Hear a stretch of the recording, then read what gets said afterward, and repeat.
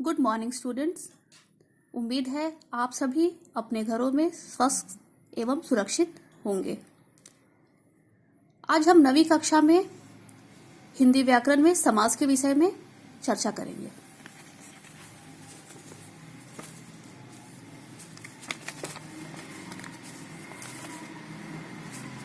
समास शब्द संस्कृत धातु अस में सम उपसर्ग जोड़कर निर्मित हुआ है। अस धातु का अर्थ है संक्षेप करना। इस तरह समास शब्द का अर्थ है संक्षेपीकरण, अर्थात दो या दो से अधिक शब्दों का अपने विभक्ति चिन्हों या अन्य प्रत्ययों को छोड़कर आपस में मिल जाना ही समास कहलाता है। यानी एक से अधिक शब्दों को मिलाकर जब एक शब्द बना दिया जाता है तब उन शब्दों को मिलाने की विधि ही समास कहलाती है। जैसे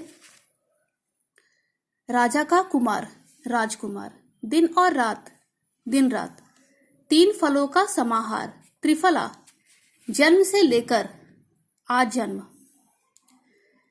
आइए अब जानते हैं समस्त पद यानी सामासिक पद किसे कहते हैं। समास रचना में दो पद होते हैं। पहले पद में पूर्व पद होता है और दूसरे पद को हम उत्तर पद कहते हैं। इन दोनों के मेल से जो नया शब्द बनता है उसे हम समस्त पद या सामासिक पद कहते हैं। समास विग्रह किसे कहते हैं? जब समस्त पद के सभी पदों को अलग अलग किया जाता है तब उस प्रक्रिया को हम समास विग्रह कहते हैं। जैसे राजपुत्र, राजा का पुत्र, यह हुआ समास विग्रह। समास विग्रह करते समय, विग्रह यानी अलग करते समय, कारक की विभक्ति का प्रयोग होता है, परंतु समस्त पद में वह लोप हो जाता है, यानी वह नहीं रहता है। जैसे अकाल पीड़ित, अकाल से पीड़ित। कई बार विभक्ति के स्थान पर कई पद होते हैं और समास करने पर बीच के पदों का लोप हो जाता है। जैसे दही में डूबा हुआ बड़ा, दही बड़ा। आगे हम जानते हैं समास के भेद के विषय में। अर्थ के आधार पर समास 6 प्रकार के होते हैं।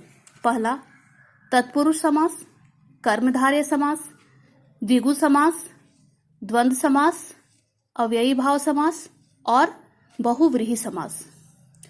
सबसे पहले हम तत्पुरुष समास को समझते हैं।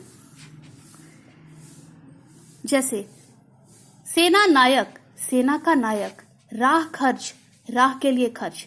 इन शब्दों में आप देखेंगे सेना नायक तथा राह खर्च समस्त पदों में, समस्त पद यानी यहां पर दो पद है, समस्त पदों में दूसरा पद प्रधान है, दूसरा पद महत्वपूर्ण है।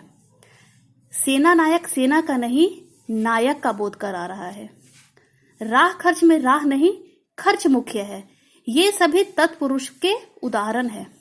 अतः हम कह सकते हैं कि जिस समास में दूसरा पद प्रधान हो और पहला पद गौण हो, यानी पहले पद का महत्व दूसरे पद से कम हो, वहां तत्पुरुष समास होता है। इसमें साधारणतः संज्ञा के साथ संज्ञा का योग होता है या संज्ञा के साथ क्रियापद का। जैसे शिव संज्ञा है, योग आलय संज्ञा है, शिवालय दोनों को मिलाकर बना शिवालय, दोनों ही संज्ञा को जोड़ने से बना शिवालय। देश संज्ञा, योग निकाला, क्रिया है, यहां पे संज्ञा और क्रिया दोनों के योग से बना देश निकाला। तत्पुरुष समास के पूर्व पद में कर्ता और संबोधन कारकों को छोड़कर शेष जिन कारकों की विभक्तियों का लोप होता है उन्हीं के अनुसार तत्पुरुष समास के भेद किए जाते हैं। कारक के विषय में आपने पिछली कक्षाओं में पढ़ा है, एक बार मैं फिर से बता दूं। कारक के 8 भेद होते हैं: कर्ता, कर्म, करण, संप्रदान, अपादान, संबंध, अधिकरण और संबोधन। और यह है उसके विभक्ति चिन्ह। कर्ता का ने, कर्म को, करण से का अर्थ यहाँ पर साधन या साथ के लिए, संप्रदान के लिए, आपादान से, यहाँ से का अर्थ होता है आपादान में अलग अलग होने में, संबंध काके की रारे री, अधिकरण में पर और संबोधन हे अरे।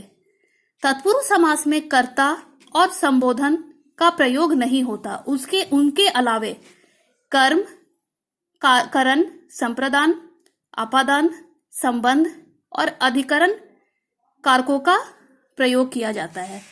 तो इसके अनुसार तत्पुरुष समास होते हैं कर्म तत्पुरुष, करण तत्पुरुष, संप्रदान तत्पुरुष